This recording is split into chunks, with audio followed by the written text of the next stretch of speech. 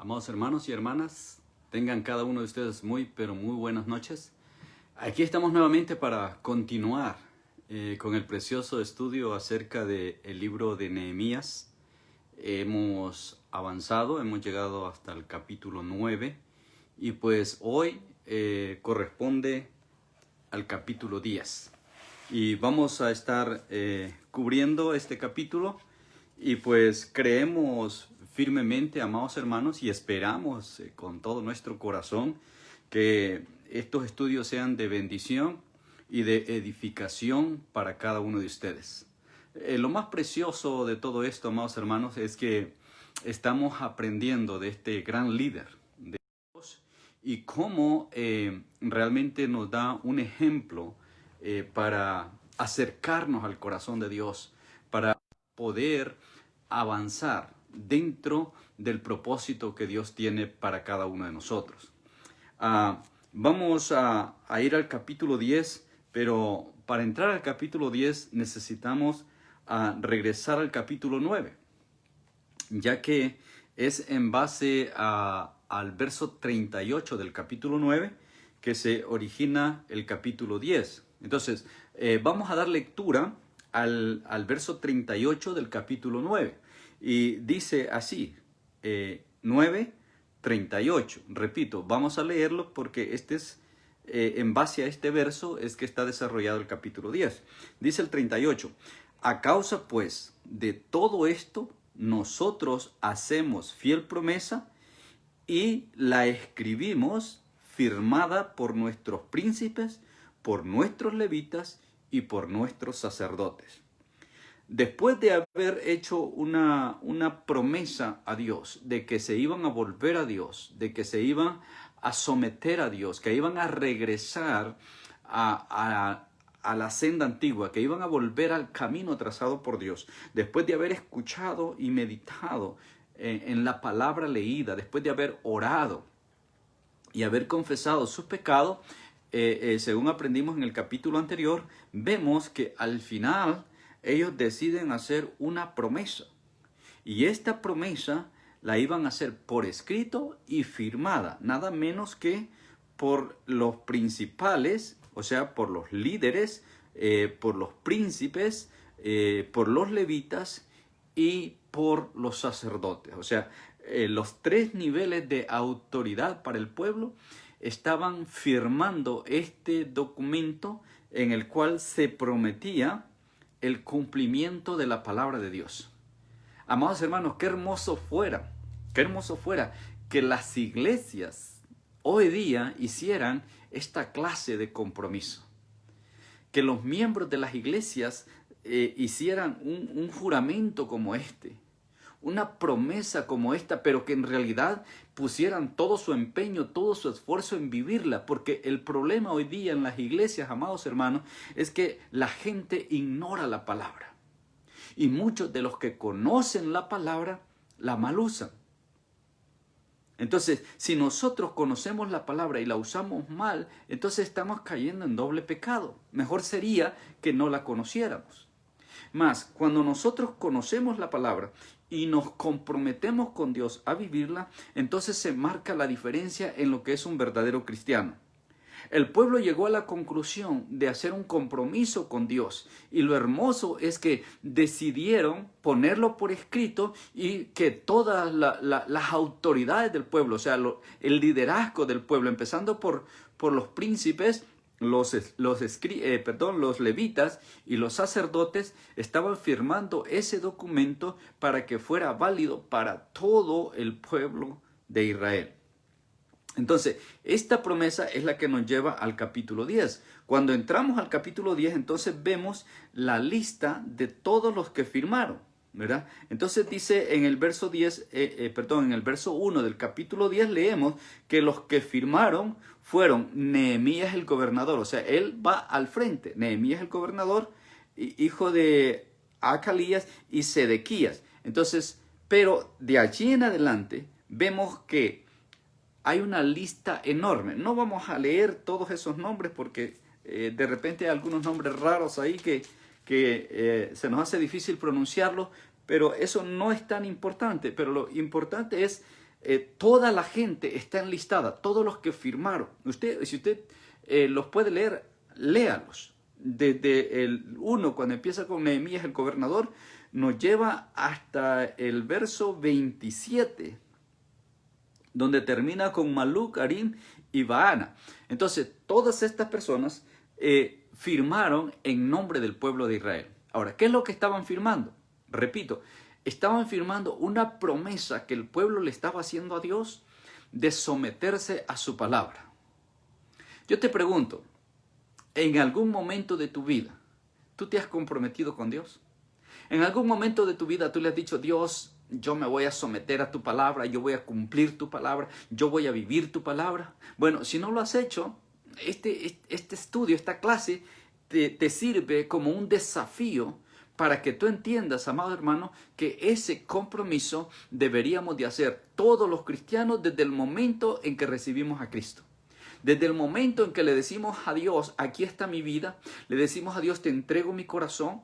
Desde ese momento nosotros deberíamos de hacer un pacto, un compromiso, una promesa a Dios de sujetarnos a su palabra, de vivir de acuerdo a su palabra.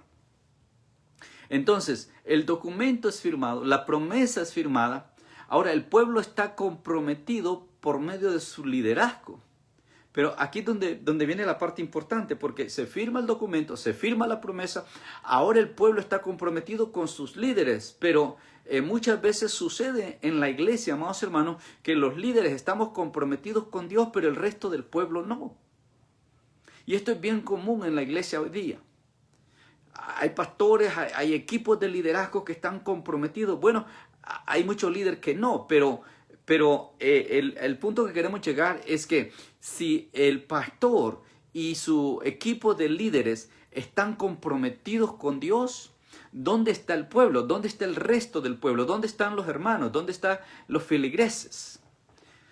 Entonces, la idea, de acuerdo a lo que sucedió aquí con el pueblo judío, es que empezando por los líderes, surja ese compromiso con Dios, pero que el pueblo respalde ese compromiso. Y eso es lo que estamos viendo aquí en el verso 28. Leemos, y el resto del pueblo, los sacerdotes, levitas, porteros, cantores, sirvientes del templo y todos los que se habían apartado de los pueblos de la tierra, de las tierras a la ley de Dios, con sus mujeres, sus hijos, sus hijas y todo el que tenía comprensión y discernimiento. Ojo con eso.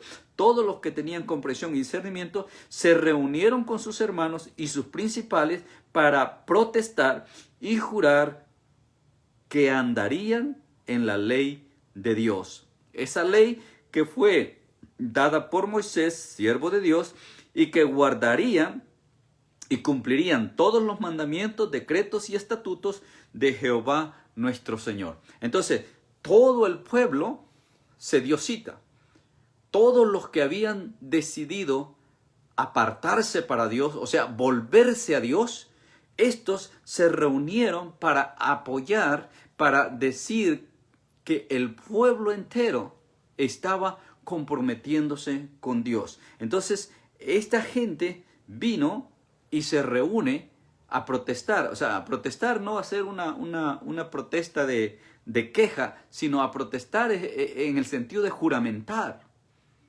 O sea, no estaban solamente los líderes comprometiéndose, sino ellos vienen a juramentar junto a sus líderes delante de Jehová su Dios. Ahora, ¿en qué consistía el juramento que estaban haciendo? Entonces, tome nota que en el verso 28 dice el resto del pueblo. Ya tenemos toda la lista de los líderes. ¿Okay? Entre príncipes, levitas y sacerdotes ya tenemos la lista larga hasta el verso 27. Y entonces el 28 añade el resto del pueblo, entre los cuales están los sacerdotes y levitas, porteros, cantores y sirvientes del templo y todos los que se habían apartado para seguir a Dios. Ahora, ¿en qué consistía el compromiso? El compromiso consistía en que ellos se iban a sujetar a la ley que habían recibido por medio de Moisés. ¿Okay? Entonces dice que juraron que andarían en la ley, dice el verso 29, que andarían en la ley de Dios, que fue dada por Moisés, siervo de Dios, y que guardarían y cumplirían todos sus mandamientos, decretos y estatutos de Jehová nuestro Señor. Entonces, esta promesa ahora la está haciendo el pueblo entero. Están comprometiéndose a vivir bajo las leyes que Dios les ha dado. Ahora, nosotros como iglesia, amados hermanos, tenemos el mismo compromiso. Tenemos la Escritura, tenemos la Biblia, la palabra de Dios, donde encontramos las mismas leyes que le fueron dadas al pueblo de Israel por medio de Moisés. En el Pentateuco, los primeros 5 libros de la Biblia.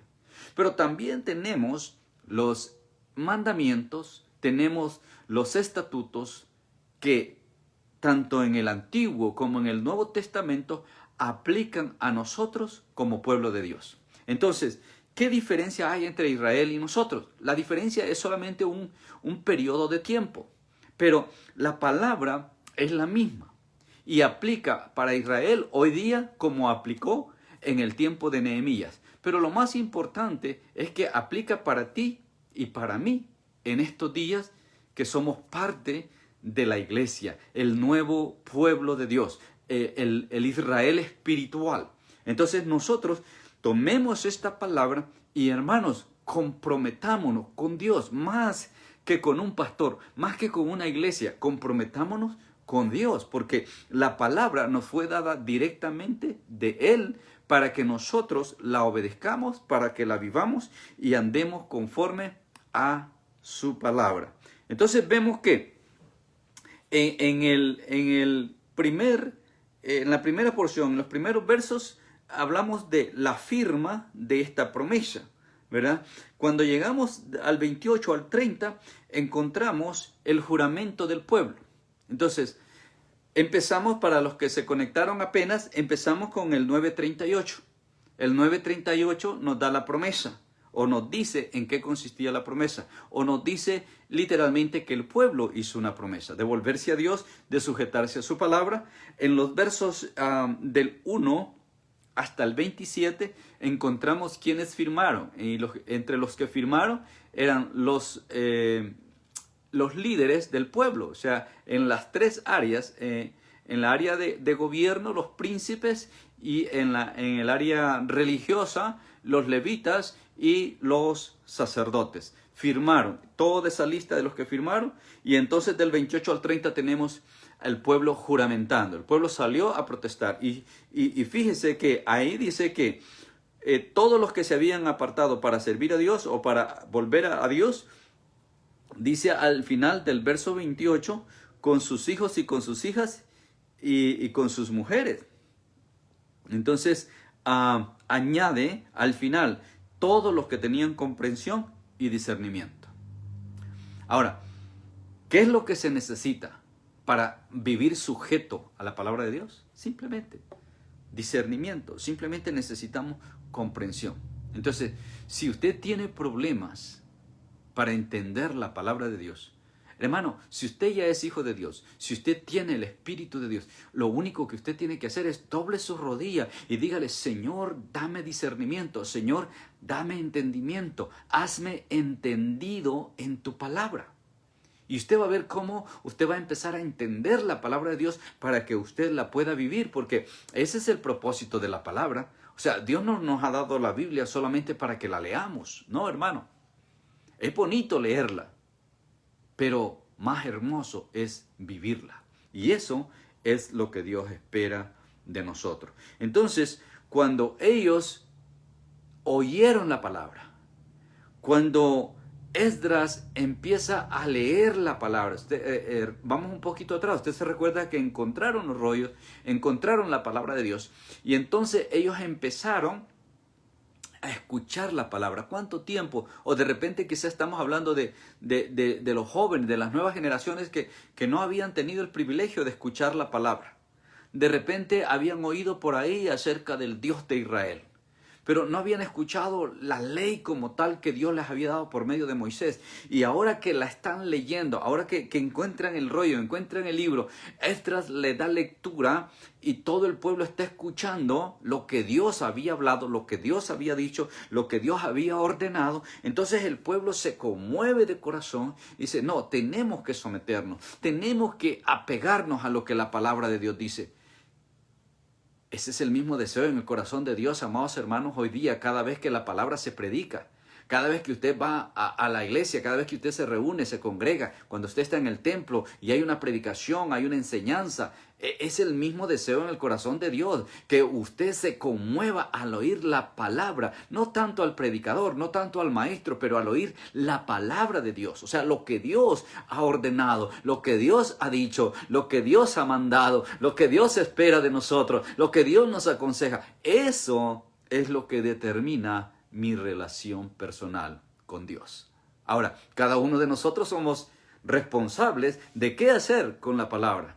Usted y yo somos responsables, o la recibimos o la rechazamos. Usted y yo somos responsables, o la vivimos o la ignoramos.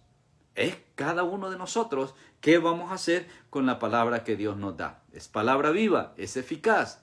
Dice la Escritura que puede partir el alma, que puede entrar hasta lo más profundo de nuestro ser. Pero, ¿qué vamos a hacer nosotros con esa palabra? Entonces, ese es el desafío que hoy día quisiera que como iglesia tomemos acerca de esta experiencia de este gran líder llamado Nehemías, este varón de Dios que nos da ejemplo en esta preciosa hora. Ahora, cuando ellos toman la decisión de sujetarse a la palabra, vemos aquí mismo en este capítulo 10, vamos a encontrar tres aspectos fundamentales en los cuales ellos se comprometen. ¿Okay? Y entonces vemos que el primer aspecto tiene que ver con el día de reposo. Tiene que ver con el reposo en el cual Dios les había hablado, ¿verdad? En el libro de Éxodos, en el capítulo 34, usted lo puede leer, o en Deuteronomio 7, usted también lo puede leer. Entonces vemos que Dios había dado al pueblo una ley. Dios le había dado al pueblo ordenanzas. Dios le había dado al pueblo mandamientos, los cuales en esta época del cautiverio habían sido ignorados, pues ya no estaban bajo el gobierno de Israel. El gobierno de Israel cae, la dirección, el liderazgo de Israel cae en manos de Babilonia y están por 70 años cautivos. Pero ahora que han salido, ahora que han recobrado su libertad, ahora que están recuperando su tierra, sus ciudades, la misma Jerusalén, el templo, entonces vemos que habían jóvenes que ignoraban la palabra. Mas sin embargo, la idea de Dios es que el pueblo se mantenga unido en comunión entre sí y en comunión con Él, como su creador, como su Dios. Entonces, vamos al verso 31. Y entonces en el verso 31 encontramos lo que le decía respecto al reposo, ¿no? Dice en el verso 31, asimismo que si los pueblos de la tierra trajesen a vender mercaderías y comestibles en día de reposo, nada tomaríamos de ellos en ese día ni en otro día santificado, y que el año séptimo dejaríamos descansar la tierra y remitiríamos toda deuda. ¿Okay? Entonces vemos en el verso 31 que el pueblo está haciendo referencia a lo que estaba en la ley, en el libro de Éxodos capítulo 23, versos 10 y 11. Levítico 25 del 1 al 7, Deuteronomios 15 del 1 al 2.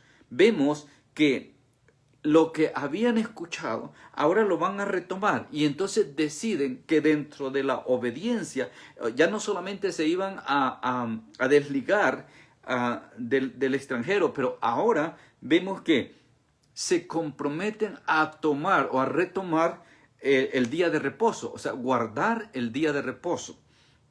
Algo que era sagrado, o sea, Dios lo establece desde Génesis, cuando vemos que Dios hizo su obra creadora en 6 días y el séptimo día descansó.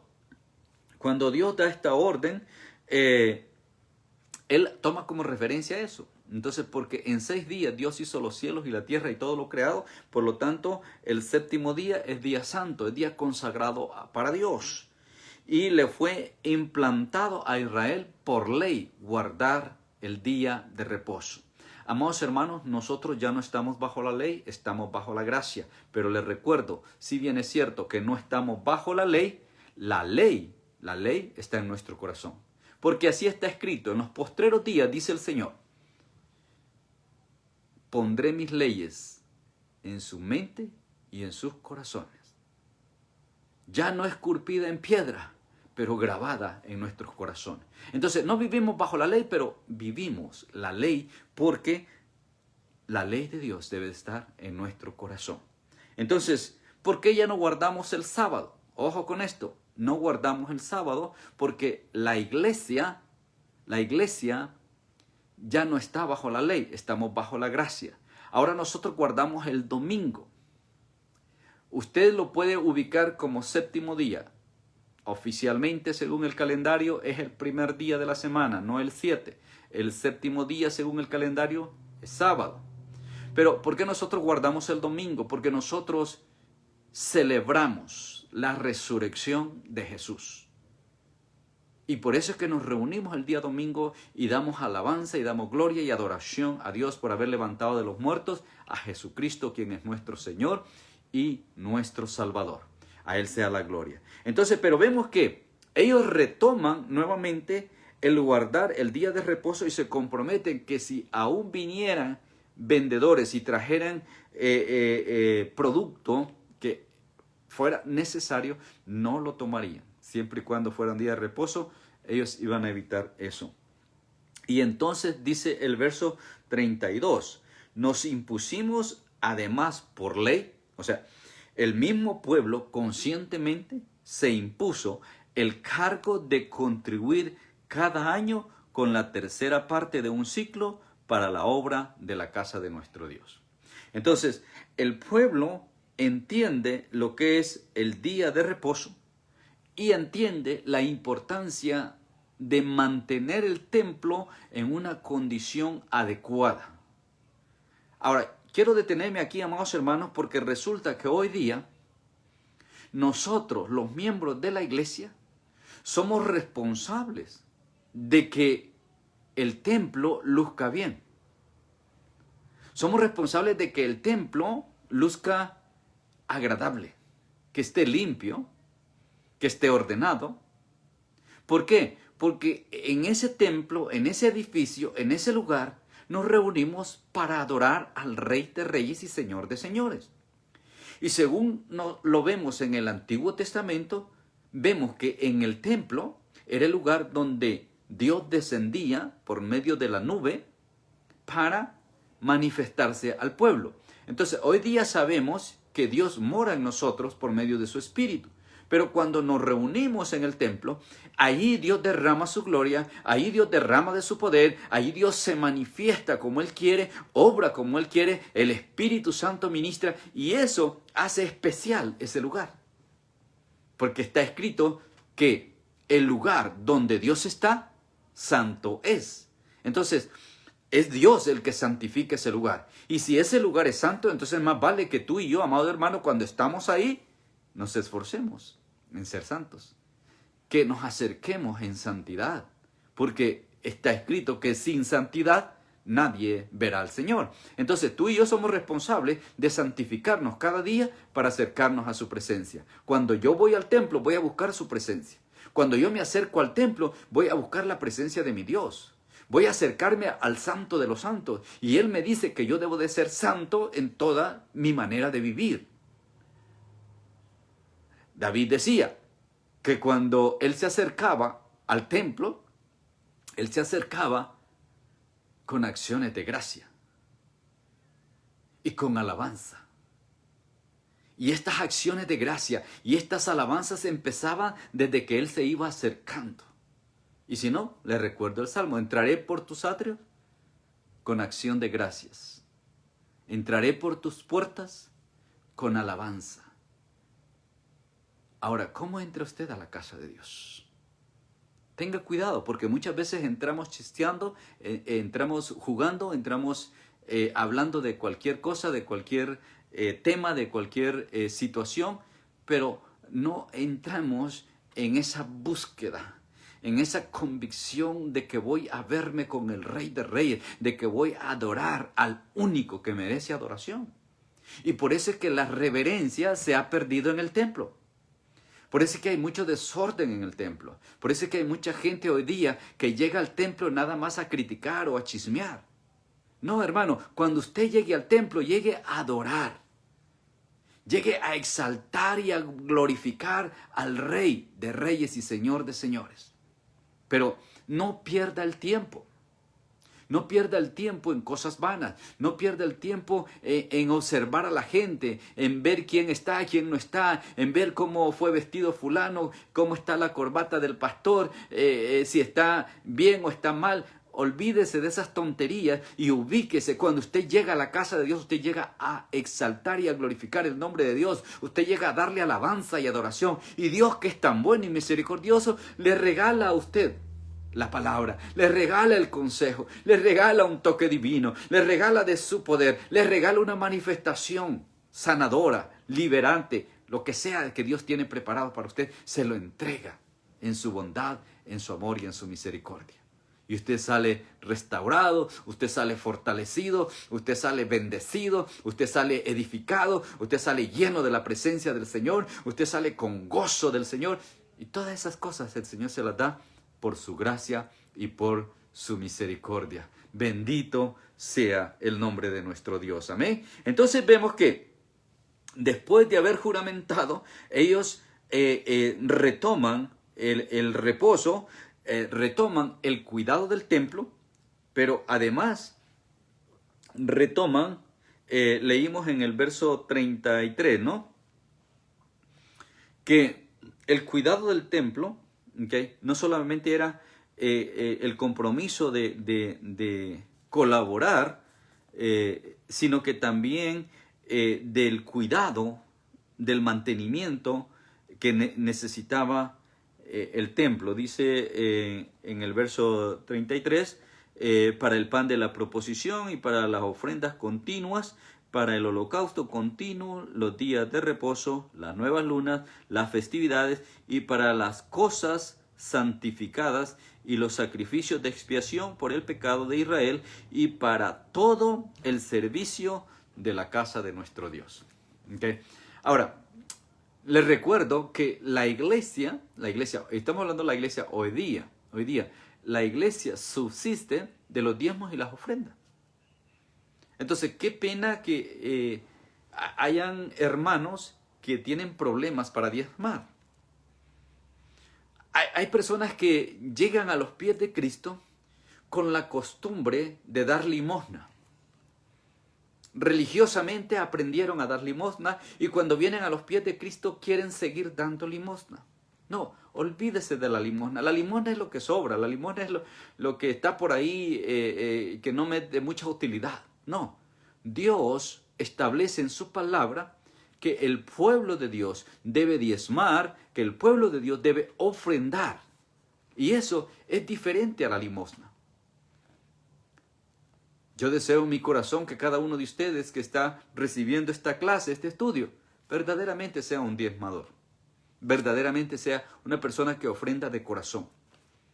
Porque mire lo que decía David. David decía, Señor, todo lo que tengo es tuyo.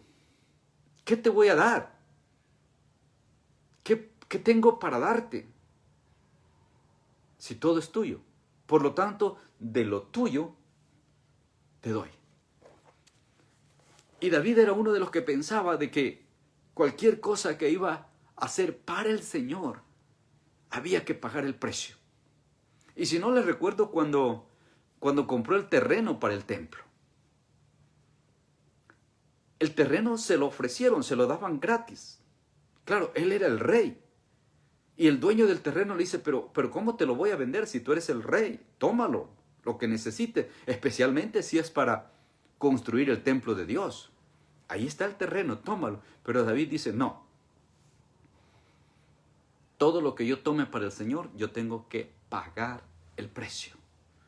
Y esa expresión de pagar el precio no se aplica solamente en dinero, hermano. Porque todos nosotros, los que le servimos a Dios, tenemos que aprender a pagar el precio. La vida del verdadero cristiano, no va a ser todo color de rosa. Tendremos que pasar por momentos difíciles. Tenemos que tomar ciertos tragos amargos. Tenemos que padecer en ciertos momentos. Es parte del caminar con Cristo. Jesús caminó desde el pretorio hasta arriba, a la cima del monte Calvario, del Gólgota. Y esa trayectoria hasta el Gólgota, Jesús la padeció, Jesús sufrió, Jesús fue burlado, pisoteado, maltratado, escupido, coronado con espinas, latigado y finalmente colgado en la cruz. Por lo tanto, dice el apóstol Pablo que nosotros debemos de ser partícipes del padecimiento de Jesús. Si padecemos juntamente con Él, dice Pablo, entonces también reinaremos juntamente con Él. Así que, amados hermanos, consideremos esto, cuán importante es que nosotros valoremos lo que es el templo donde nos reunimos como iglesia. Y que no olvidemos de que nuestro cuerpo también es templo de Dios. Por lo tanto, de igual manera debemos de cuidarlo, debemos de protegerlo, debemos de ser responsables en cómo cuidamos nuestro cuerpo, no solamente por fuera, sino también por dentro. Debemos de cuidar la limpieza interna y externa de nuestro cuerpo. Vestirnos de santidad. Vivir siempre practicando la justicia, buscando la paz, el amor, la misericordia. Practicarla a diario. Y de esa manera somos revestidos de la gracia y la misericordia de Dios, para poder dar testimonio que verdaderamente somos hijos e hijas de Dios. Entonces vemos más adelante en el verso 34 que también retoman lo que son las ofrendas y las primicias. Entonces vemos que en el verso 34 leemos: echamos también suerte, dice, a los sacerdotes, los levitas y el pueblo acerca de la ofrenda de la leña para traerla a la casa de nuestro Dios, según las casas de nuestros padres, en los tiempos determinados cada año, para quemar sobre el altar de Jehová nuestro Dios, como está escrito en la ley. Y que cada año traeríamos a la casa de Jehová las primicias de nuestra tierra y las primicias del fruto de todo árbol. Entonces, ellos se encontraron también, aparte de las ofrendas, que había un tiempo de traer las primicias al altar, según Éxodos 23, Éxodos 34, Deuteronomio 26. Ellos entienden que había sido dado por Dios la orden de ofrendar, pero también de traer las primicias, los primeros frutos. Entonces, ellos dicen que en este compromiso, en este juramento que están haciendo, ellos también se están comprometiendo a traer la ofrenda y incluso la ofrenda de la leña que se iba a necesitar, y esa la iban a distribuir por casas, por familias. En cada tiempo una familia iba a traer, para que no faltara la leña para los diferentes sacrificios, las ofrendas que se hacían quemadas. Y en el 35 vemos que resalta lo de las primicias. Entonces, las primicias de todo fruto, y entonces dice el verso 36 que también incluye los primogénitos de nuestros hijos. ¿Okay? Les recuerdo que en la ley vemos que lo de los primogénitos humanos, o sea, de los hijos de los hombres, esto estaba permitido o estaba dada la ley que debían de ser redimidos, o sea, no sacrificar al hijo como tal, pero cuando Dios dice que todo primogénito es de él, entonces que le pertenecía a Dios. Pero como no se permitía sacrificio humano, entonces ellos tenían que compensar, pagar el precio. Volvemos a la expresión, pagar el precio. Entonces ellos pagaban un precio para que su hijo no fuera sacrificado, pero sí le pertenecía a Dios, ¿verdad? Entonces, en el 35, ellos dicen que cada año iban a traer sus primicias, según lo dice Éxodo 23. Asimismo, los primogénitos de nuestros hijos y de nuestro ganado, como está escrito en la ley, y que traeríamos los primogénitos de nuestras vacas y de nuestras ovejas a la casa de nuestro Dios, a los sacerdotes que ministran en la casa de nuestro Dios, como está escrito en Éxodo capítulo 13.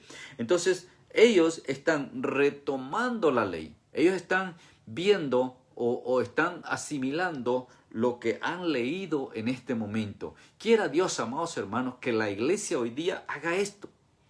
Que cada vez que encuentras algo en la Escritura, cada vez que leen algo en la Escritura, cada vez que oyen algo de la Escritura, allí mismo entren en acción y se esfuercen en practicar lo que Dios nos manda a través de su palabra.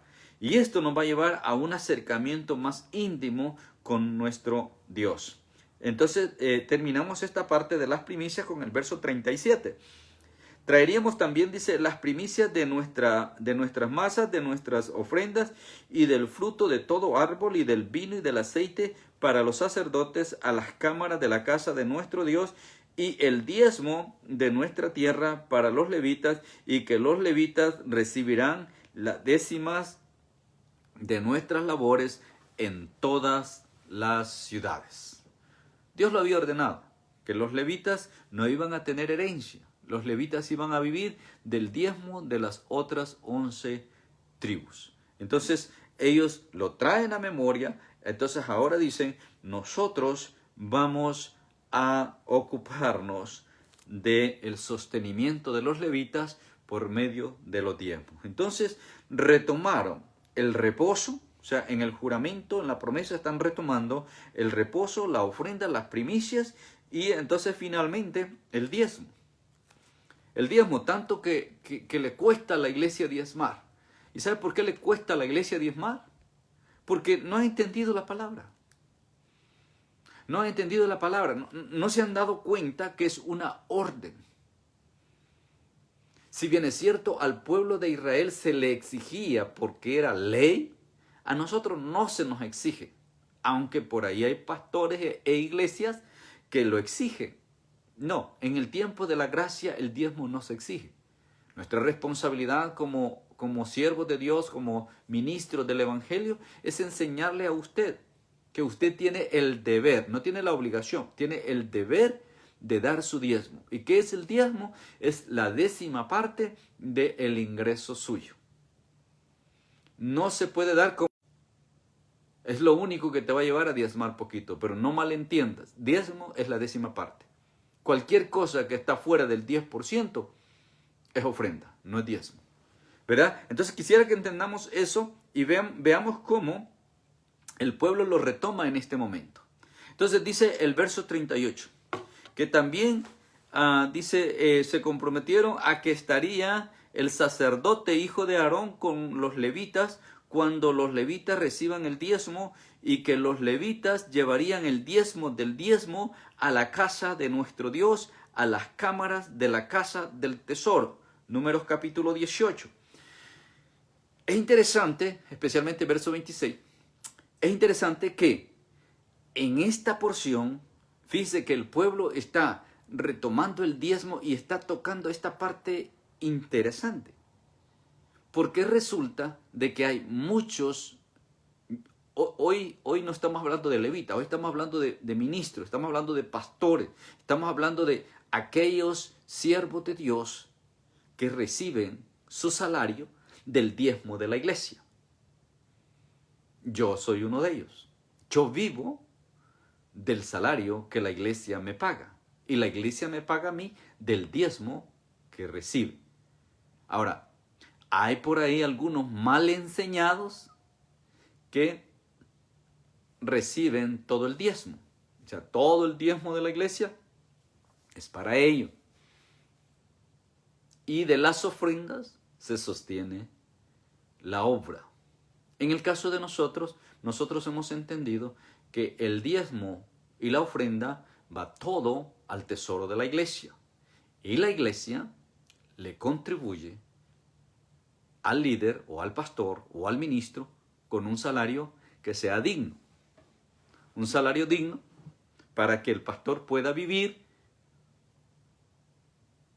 como Dios manda. O sea, que pueda vivir no con lujos, pero vivir dentro de lo que cabe bien, ¿no? Entonces, vemos que el sacerdote y el levita recibía el diezmo, ¿verdad? Pero nos dice acá en el verso 38 que el levita tenía que también diezmar. Y esto es a lo que quería llegar. Porque hoy día hay ministros, hay pastores que no diezman. Entonces, cuando acá se nos habla del diezmo, es que aquellos que vivían del diezmo también tenían que diezmar. Entonces, si tú y yo vivimos del diezmo, o sea, nuestro salario sale del diezmo, entonces nosotros también tenemos que diezmar. Y ese es el diezmo del diezmo que muchos pastores o ministros no lo procesan o no lo viven, no lo practican. Entonces están fallando en ese sentido. Pero bendito sea el Señor, amados hermanos, que habemos algunos que lo hacemos, lo hemos entendido, y gloria al Señor por eso, ¿verdad? Quiera Dios que todo ministro, todo evangelista, todo pastor que recibe del diezmo de la iglesia, que aparte también su diezmo. Porque de esa manera está establecido. Así lo dio Dios. Así lo estableció Dios y así se lo ordenó al pueblo. Por lo tanto, nosotros debemos también de traer nuestro diezmo. Ahora, tú tienes problemas para diezmar. Hermano, si tú tienes problemas para diezmar, yo te voy a dar una clave. La próxima vez que tú recibas tu salario o tu ingreso, o lo que sea que llegue a tus manos, desde ese mismo momento que tú lo recibes, cuéntalo y saca el 10%. Ese 10% no es tuyo. Hazte cuenta, caso que no es tuyo. Ese 10% le pertenece a Dios. Y por eso es que en Malaquías capítulo 10, nos dice literalmente que cuando nosotros no diezmamos, le estamos robando a Dios. ¿Por qué? Porque eso ya le pertenece de Él. Es como si tú lo tomaras siendo que no es tuyo. Entonces ese 10% no te pertenece. Por eso es que en el momento que lo recibes, es mejor que tú lo separes, que lo apartes. Y como dice Pablo, al llegar el fin de semana, al llegar el primer día de la semana, el día domingo, que es el día de congregarse, tú lo llevas al templo, lo entregas al templo. Hay gente que no diezma porque dice, no, porque el pastor se lo roba, o los diáconos se lo roban, o los contadores se lo roban, qué sé yo. No dudo que habrán algunos por ahí que sí se lo roban. Pero eso no tiene que preocuparte a ti. ¿Por qué? Porque desde el momento en que tú llevas tu diezmo y lo depositas en la ¿cómo se llama? En la canasta o donde sea que la iglesia lo recoge, desde el momento en que tú lo pones ahí, tú depositas tu diezmo en la mano de Dios, lo estás poniendo en la mano de Dios, le estás diciendo, Dios, esto es tuyo, aquí está. Yo no quiero robarte. Ahora, si alguien lo roba de ahí, ese es problema, esa persona va a tener problemas serios con Dios, sea el pastor, sea el diácono, sea quien sea. Si lo roban, va a tener serios problemas con Dios. Pero tú has cumplido con tu diezmo, tú has cumplido con tu responsabilidad. Ahora, el problema de nosotros es que recibimos, vamos a suponer, yo recibo $500 hoy, este viernes. Es mi cheque, $500. Si en el momento que yo agarro los $500, yo digo, bueno, el 10% de 500, ¿cuánto es? Son 50. Entonces yo saco $50 y digo, esto no es mío, esto es de Dios. Lo pongo aparte y el domingo que voy al templo, que voy a la iglesia, lo llevo y lo entrego. Dios, aquí está. Aquí está tu diezmo. Estoy bien. Pero el problema nuestro es que yo recibo los 500 pesos y cuando tengo mis 500 pesos me olvido de que lo mío solo son 450. Entonces yo hago cuenta de los 500 y entonces distribuyo los 500 entre mis gastos, en mis compromisos, en mis deudas y todo lo que yo tengo que gastar. Y resulta que no me alcanza. Entonces, como no me alcanzó y todavía me quedó algo pendiente por ahí, entonces cuando llegue el domingo no tengo que llevar a la iglesia. Y como no tengo que llevar, entonces cuando llega el momento de los diezmos y la ofrenda, entonces empiezo a buscar en mi bolsillo y me encuentro por ahí $1 perdido, todo apachurrado, todo estrujado. Entonces digo, bueno, aquí está mi ofrenda. Ese es limosna.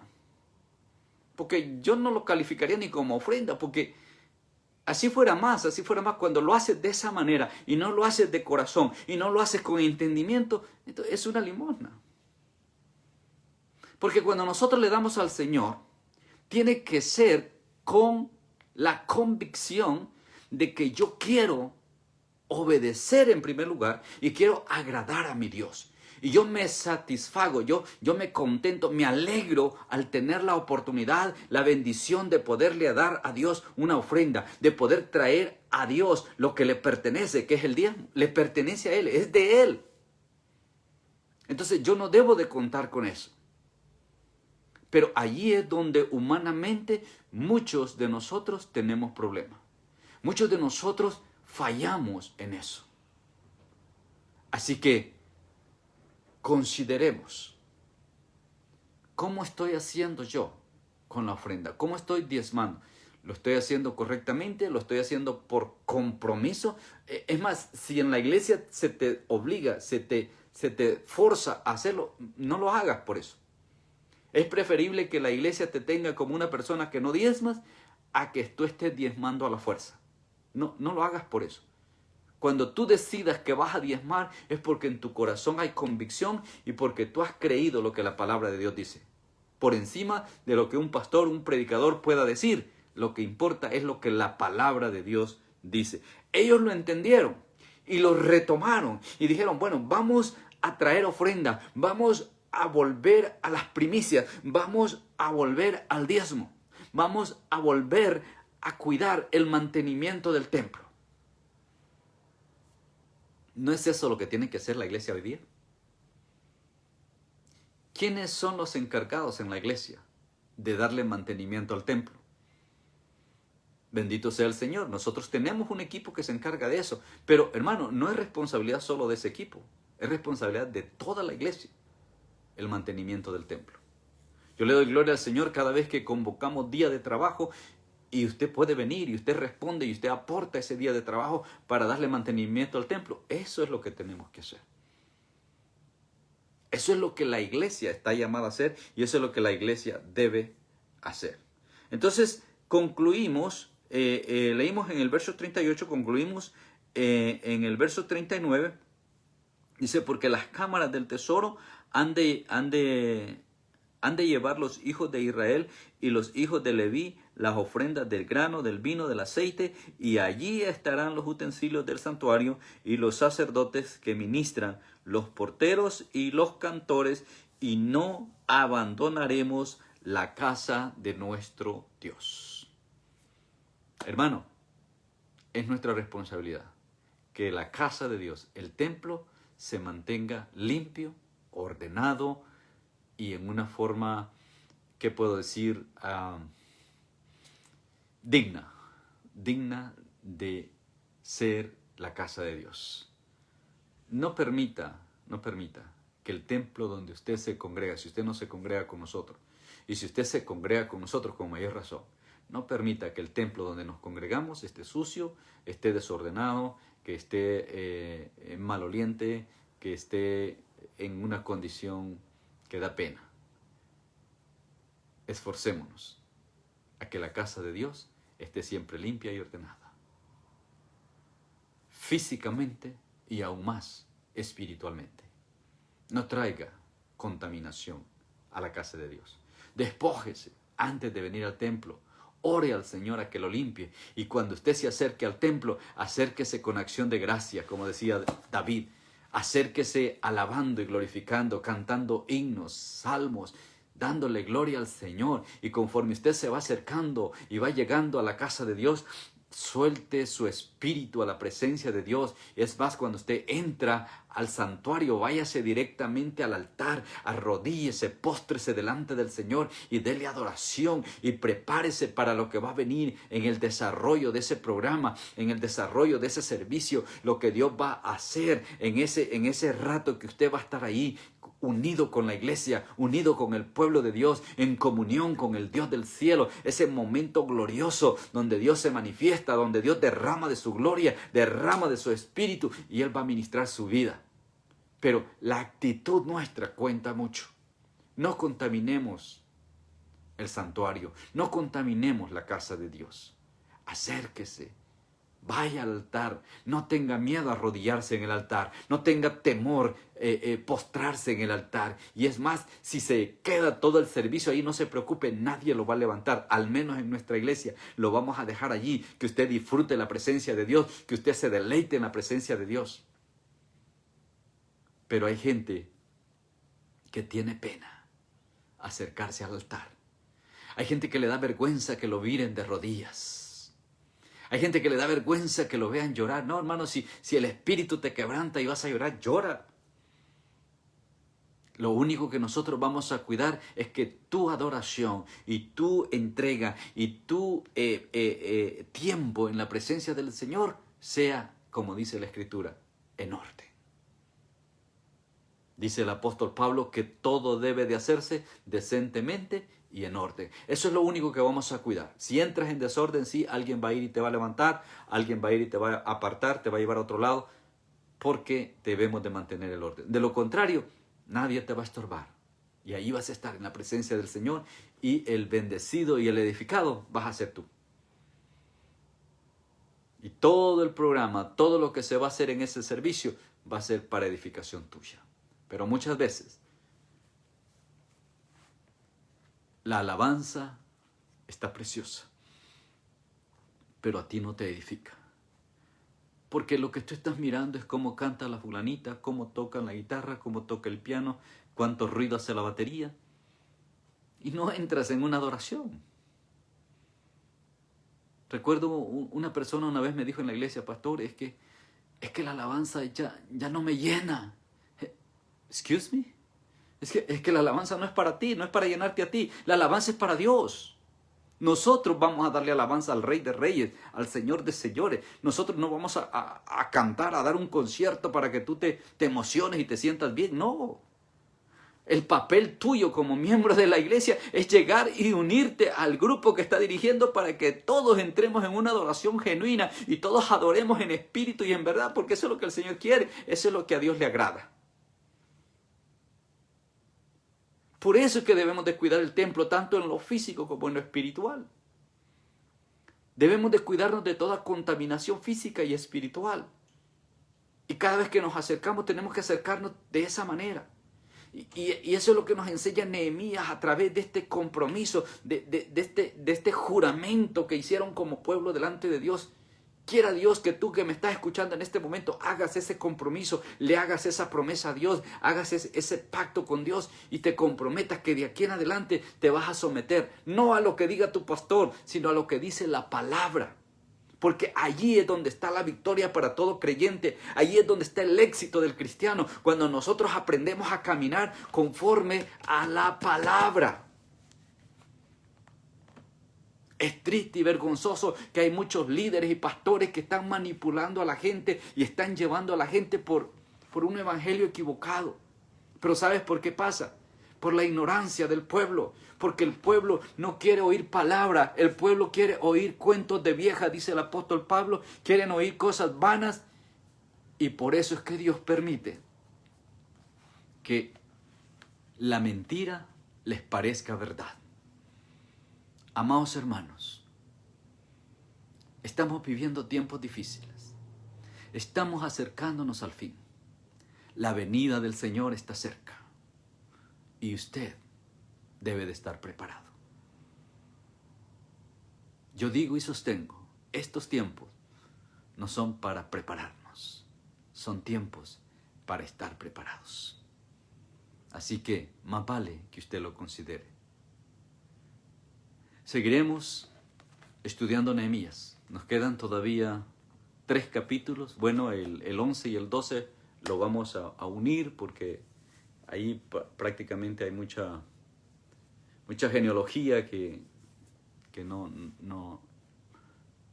es tan relevante, pero sí al final el capítulo 12 pues nos va a dejar una buena enseñanza. Así que le animo a que no se quede el próximo jueves. Dios mediante estaremos enseñando el capítulo 11, el capítulo 12. Por mi parte, pues aquí concluimos el capítulo 10, deseando siempre pues que estas enseñanzas, estos estudios sean edificantes para su vida, que sean de bendición para usted, para los de su casa, y que no se olviden, amados hermanos, no es cuán bonito habla el predicador, no es cuán simpático es el pastor, no es cuán agradable es el maestro, es qué dice la palabra. Y lo que dice la palabra, a nosotros no nos queda más que decir amén. Que así sea. Que la gracia de Dios sea sobre cada uno de ustedes, que su preciosa paz sobreabunde en sus corazones. Un saludo a la distancia. Muchas bendiciones. Amén.